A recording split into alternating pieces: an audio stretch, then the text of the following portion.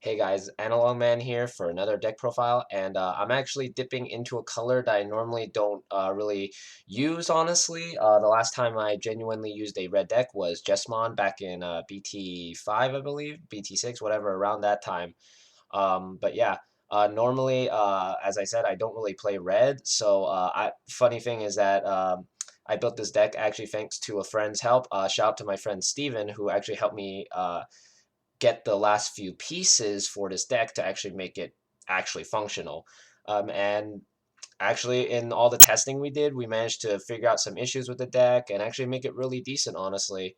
As of this recording, I did go 2-1 at a locals with it. Not too bad, honestly, for its first showing, especially since we built it right there at the store right before the tournament. So that was really crazy, honestly. That was really cool. But yeah, the deck performed very well, so I wanted to make a deck profile of it to show it off to you guys to kind of give you guys a really good template that you could go off of. My template is kind of a bit weirder compared to most builds, but I after a bit of playtesting, it's been working pretty consistently, and I've been able to basically check and win like 2 people already easily, and my friend Steven a few times. So I feel like this deck actually has potential. So let's actually get into the deck profile so you can see what I mean. For the eggs, of course, we are only running 4 Coromons from the new BT9. This one is honestly, I feel, is better than almost all of the other Coromons that have come before it, because all it does is just say if it has Agumon or Greymon, it gets 1,000. That's it. No special clause, just if you're playing red and you're playing a Greymon deck, you just get that boost. And it's really nice. Like, it's not a generic thing, and it's focusing on specifically Greymons, which is cool because it gives it that boost, and it's really nice because this helps you kind of get over certain things, certain Digimon that are like 15,000 or more. But yeah, that's all the eggs we run. Then for level 4s, we run exactly 12 level 4s. It's kind of on a low side technically because 12 is like the minimum, but I actually see them often enough that I don't really have an issue. First of all, we run 4 of the Agumons from the starter deck 7, the Gallantmon deck basically.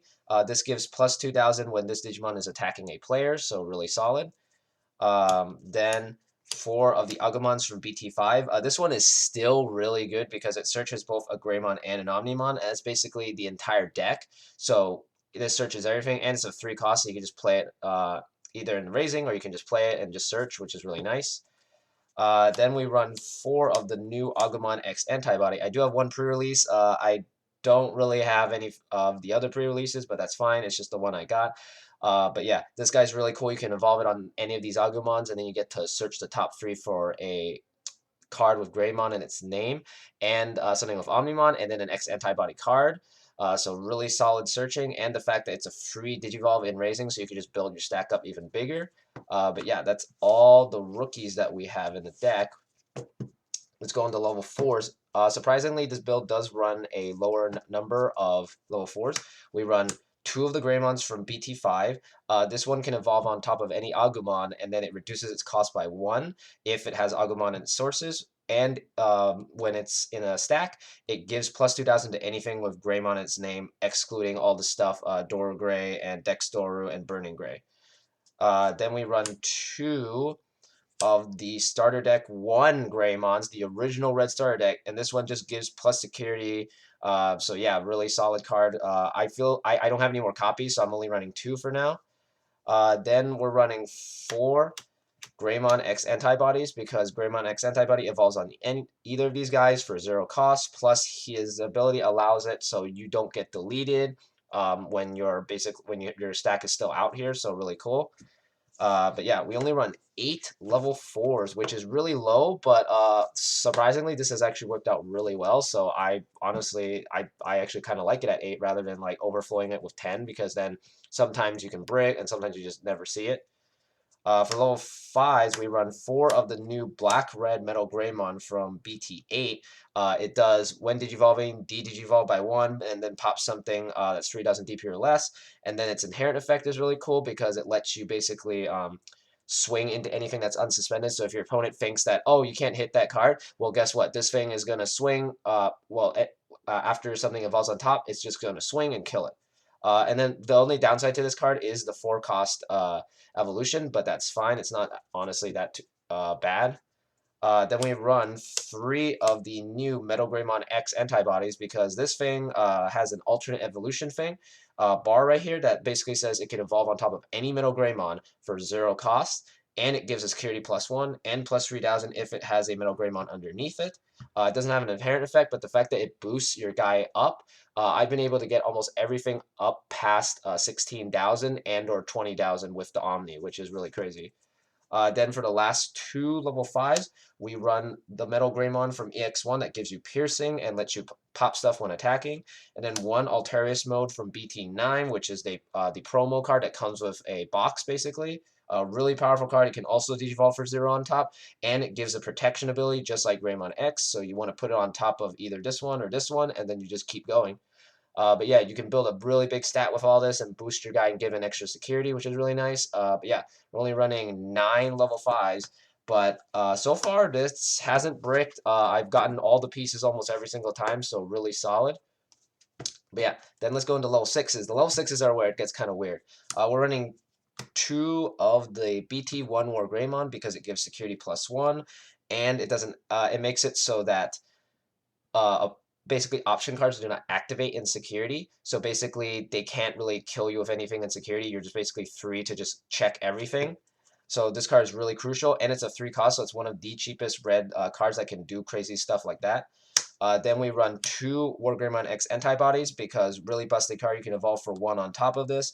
And the fact that at the end of battle, you get to delete something that's less than or equal to this thing, and the fact that every time it checks a security, it gains 1 memory. So if you check for 5, you gain back 5. So really powerful card. You have to at least have 2 of this in the deck. Then I run 1 WarGreymon from EX1 because it has Blitz when digivolving, and it deletes a blocker when attacking. And then 1 Galmon, which is really busted because when it attacks, it also has a Blitz ability.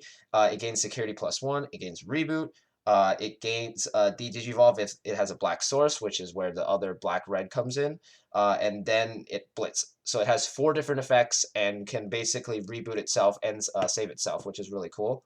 That's all for level 6s. We run exactly 6 of them. Then for level 7s, we run the classic Omni from BT5 that is a Blitz one.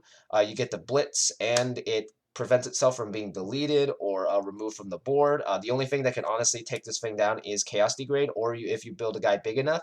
But at the end of most turns after I swing with this, I have it at 17,000, so it's kind of hard to swing through it, even with an alpha or you can, so really powerful. Then the last level 7 is just 1 Omni X, because this thing helps you basically stall for game against Metal Garuru, Alphamon, and just any deck that wants to swing with a bunch of guys. You basically evolve this on top, and you have just a gigantic stack that they can't get rid of, and they can just continuously, and this can just keep blocking it, and then once it goes to your turn, you just swing and pop their board. So really good. That's all the Digimon we run. The rest is options and tamers. So let's go into those. We're running 4 memory boosts. This does seem a little bit excessive, but red does not have enough draw power. So you need the draw power to essentially find all your pieces. And so far, 4 has worked very well. I've actually been able to win games because I basically bricked into these, because I basically just kept searching every piece I needed. And then by the time I actually summoned something, I had like an extra 6 memory to just go for game, basically. So really powerful. Then 2 delicate plans, because there are still decks that use a lot of options, especially like security control that I play. And when you don't have the one that shuts off security, you do need this. So having 2 is really crucial. But yeah, that's all the options. We only run 6. We don't run Gaia Force or anything because our main focus is to just OTK, delete their stuff with WarGrey X, and then just survive until the next turn and kill them then. For Tamers, we run 3 Tai Kamiyas because he gives an extra security +1, and he sets the memory to 3. Then 2 Cool Boys, because you want to search your X-Antibody cards. And then 1 Nokia, to basically summon an Agumon and make it a cheap cost. So really solid card. But yeah, that's basically the deck. So far, it's performed very well, and I actually do plan to play this in the Carta Magica tournament. That's actually coming up in about 2 days from as of this recording. Hopefully this does well. I'll let you guys know about it. Hopefully I can make a video about that. But aside from that, thanks for watching, and I'll see you guys next time.